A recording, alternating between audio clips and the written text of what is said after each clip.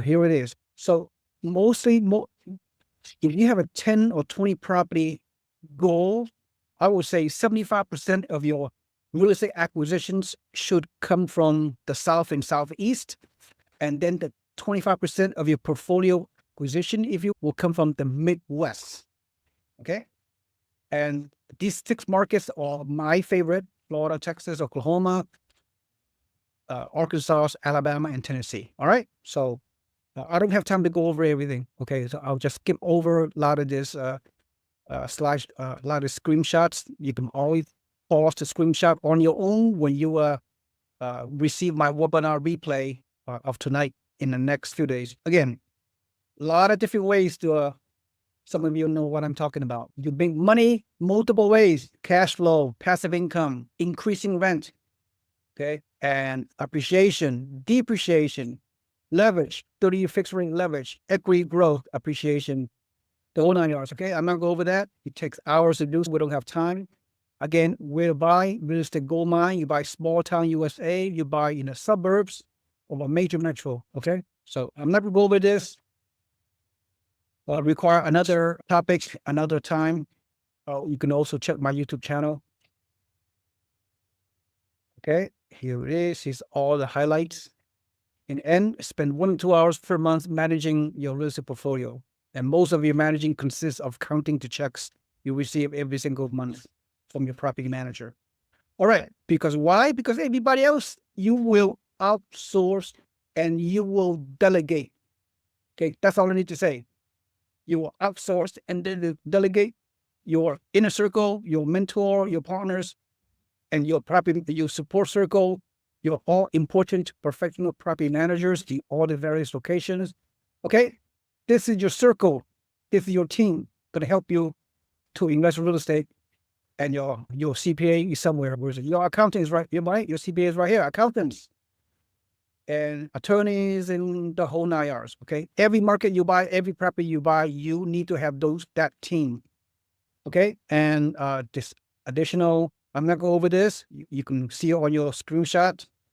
Okay, but new construction, that's your blueprint, right? Here, typical. This is the kind of property you should buy, right? In the mid 200, high 200K, rent for $2,000 per month, single family home, duplex, fourplex. That's the max you should go. New construction, mid 200K, right? There's a good price point because you can collect the rent, you can get cash flow from this low entry level homes, and with 20 to 25% down payment and what have you. All right, okay, all these prices low 200K in Texas, in suburban, fast growing areas in country. Then you diversify. You need to diversify your portfolio. You buy some, this new construction for 150K.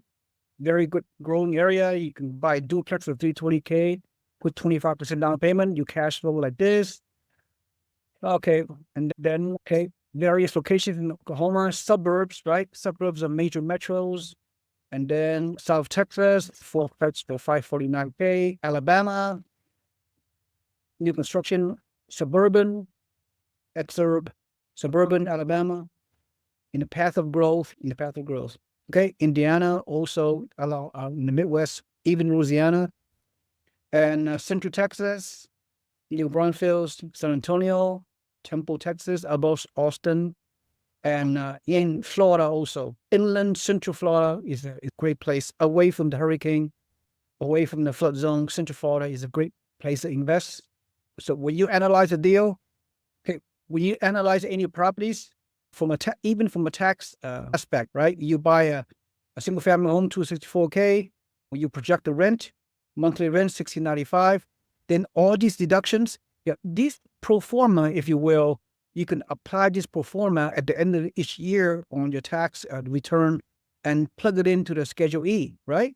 Your Schedule E is a supplemental income schedule, right? Your gross income, in this case, is $20,000, right?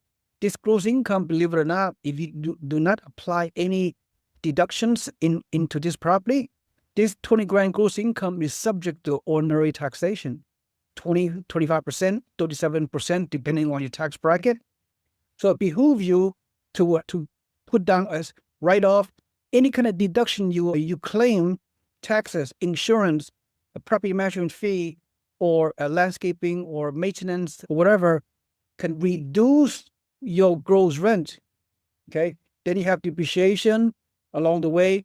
Then at the end of the day, you will pay almost no taxes on your gross income because you have all the expenses as indicated on here and the paper depreciation can offset your entire rent you receive throughout the year. That's the whole idea. On paper, in reality, you are making money. You are getting appreciation. In reality, you are getting positive cash flow every single month, ideally at 25% down payment.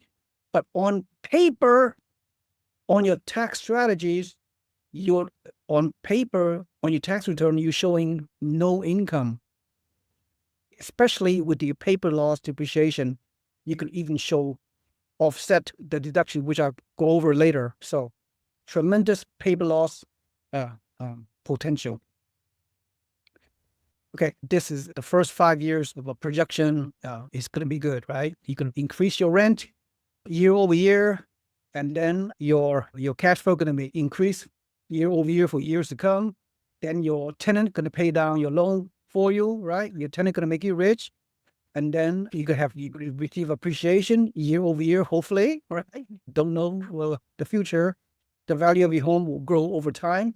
So your initial somewhat low cash flow monthly, you should not be concerned about the small cash flow because the cash flow will increase once you increase your rent, once your tenant paid out the loan for you, the whole 9 yards, and you'll eventually, after 10, 15 years, you could have very significant passive income. You can potentially retire 10, 15, 20 years if you buy enough rental property, right? One rental is not enough. You need to buy at least 3 to 5 maybe or more.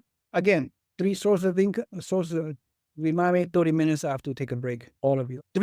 Your earned income, right, is your wages and your self-employment taxes income. Earned income is you slave away on your W-2 for most of you, okay? Highest taxes coming from your W-2 earned income, right? And of course, your portfolio income comes from your stocks, mutual funds, and the whole 9 yards.